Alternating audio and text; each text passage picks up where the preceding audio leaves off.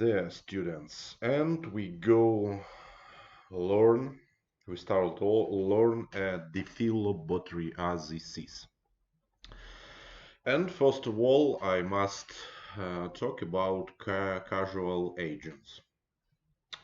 Several members of the Cystode or tapeworm family, Diphillobotriidae, are known to infect humans. These pseudo Phylidine cystodes have a scolex bearing botria, or another name it is a grooves, instead of suckers, as in the Cyclophylidine cystodes. It is a group. This group includes nearly all human infection species. All species associated with human Diphillobotriid infections have marine or aquatic life cycles, and transmissions occurs via ingesting of undercooked fish, fresh meat of uncooked fish too. A recent research incorporation morphologic and molecular data has led to the reclassification of most and renaming of most of the human infecting Diphillobotriids. And as you can see, there are some, I wrote here some species, and this species renamed in world classification. And you must know, you can meet these new names of this species in world science articles, literature, books, or specifical book, in clinical reports, case reports, and you will know that, for example, Diphillobotrium latum changed its name to Dibotricephalus latus. And the next most important for medicine, this sixth worm, and the old name it was Diphillobotrium pacificum. It is more important to people who live near the near the oceans, for example, in your country. And this worm was changed its name to Adenocephalus pacificus. Okay, and we go on to learn a life cycle. Diphillobotriid tapeworms has not so simple but not so hard life cycle. Their life cycle is look like a life cycle of trematodes. Life cycle of trematodes. With changing of hosts. And this tapeworm has two hosts, intermediate and definitive hosts. For example, species who eat fresh or uncooked fishes, for example, it is birds or mammals, fish-eating mammals, or human, include a human, are a definitive host. Intermediate hosts are crustaceans, primitive crustaceans, and fishes. Okay, eggs. We start a life cycle from eggs as usual. Eggs are passed uh, unembryonated in feces, under, and they must go to the water. Under appropriate conditions, the eggs mature. It is approximately 15 from 15 to 20-25 days, and yield oncospheres which develop into choroidia. It is second and third stages. After ingesting by suitable crustaceans, it is the first intermediate host.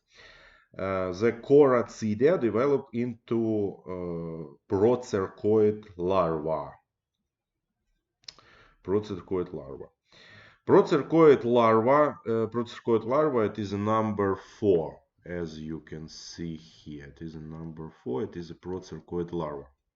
These procercoid larvae are released from the crustaceans upon predating by the second intermediate host. It is usually a small fishes, and migrate into the deeper tissues, where they develop into a plerocercoid larva. Plerocercoid larva, you can find it is look like here. It is a plerocercoid larva. And when predator fish eat the small fishes, this procercoid larva migrate to the muscles of predator fishes. And both these stages, no, it is one stage. It is all of these larvae are procercoid larvae in these both fishes, in small fish and inside the meat of predator fish, are infective stages. And these infective stages with meat are go to the definitive hosts, and definitive host ingests plerocercoids, and these plerocercoids must be inside the meat of fishes, undercooked meat of fish. Okay, what's the next?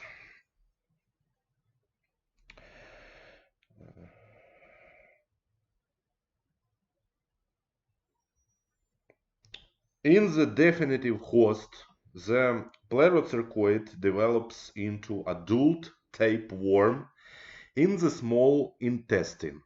Adult Diphillobotriids attach to the intestinal mucosa by means of two bilateral grooves. And another names of these grooves, this is the grooves, and this is the grooves, are botrias. There are grooves, or science name, it is a botrias. And this adult, okay, by the scholars, these botrias or grooves are on the scholars.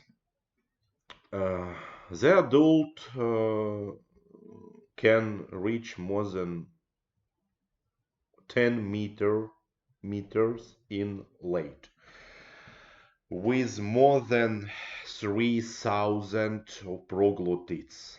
Immature eggs are discharged from the proglottids, up to 1 million eggs per day per one worm.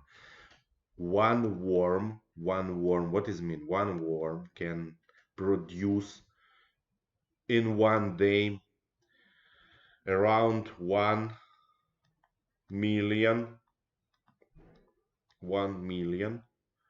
eggs, yes, and are passed in the feces.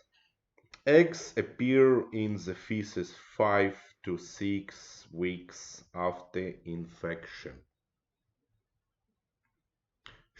Short time, okay? What you must know more?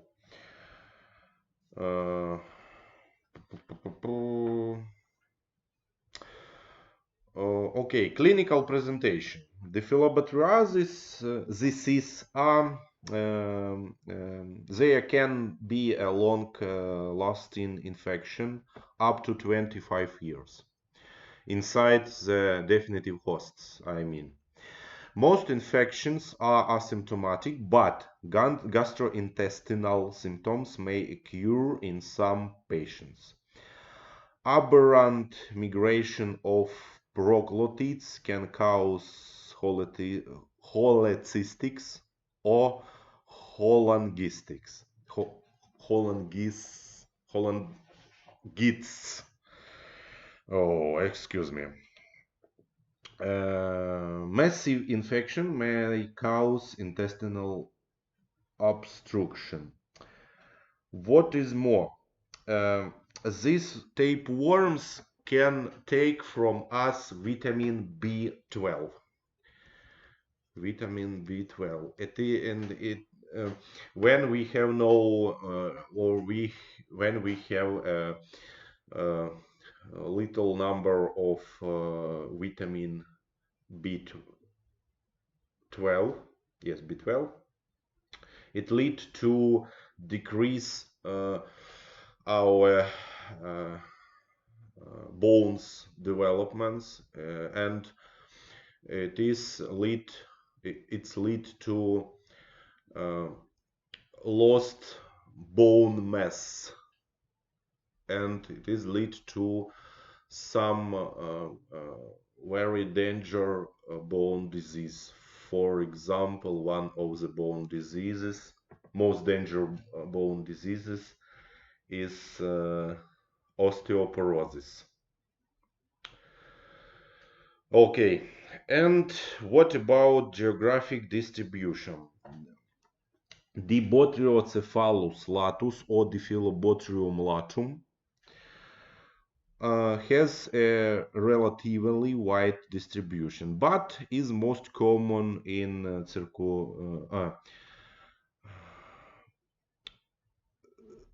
circumpolar regions.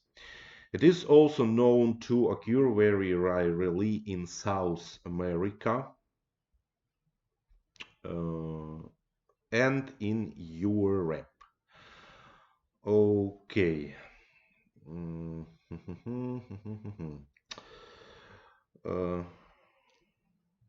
And we must go to learn laboratory diagnosis. What about laboratory diagnosis? We can examine feces and find in this feces eggs, and we can use DNA examination from concentrated eggs or proglottids to detect what species we find inside inside the patient. And what about exam stool? What about eggs? As you can see on your screens, we can find inside human stool eggs, and these eggs look like the eggs of trematodes. The eggs of Diphillobotrium latum or Dibotricephalus latus. It is new name for me and for me too. As you can see, this is increase of magnification. It's a small magnification around 40. No, I change. This is 40x. This, for example, 100x. This, for example, 400x, and this is 1000x. And as you can see, these eggs of this tapeworms has a cap, and has I'm not sure how it called. Okay, and there has a color, brown color. We can second one of diagnosis, we can exam stool to find worms, and these worms looks like on the picture.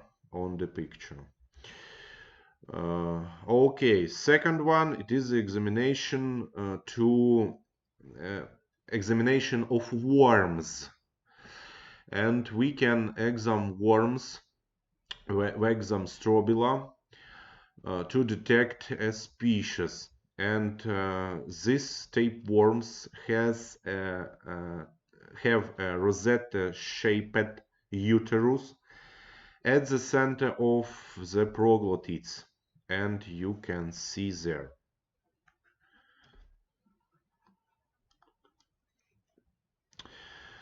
This is the proglottids, this is the cordons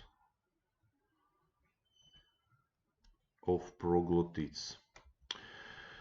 And the last one you can meet, you can look to the scolex.